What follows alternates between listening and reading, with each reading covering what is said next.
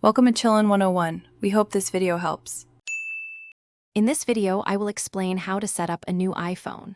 First, power on your new device by pressing and holding the side button until the Apple logo appears. You'll then be guided through selecting your preferred language and region. For a seamless start, place your old iPhone near the new one to utilize Quick Start, which automatically transfers many of your settings and preferences, saving you valuable time during the initial setup process. Once your basic settings are configured, it's time to bring over your personal data. You have several options.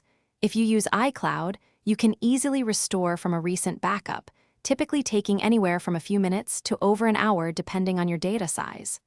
Alternatively, connect your iPhone to a computer to restore from an iTunes or Finder backup.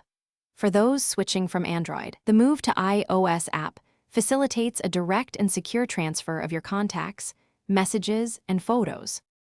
Security is paramount for your new iPhone. Begin by setting up Face ID or Touch ID, allowing you to unlock your device and authorize purchases with just a glance or a touch. Next, establish a robust 6-digit passcode.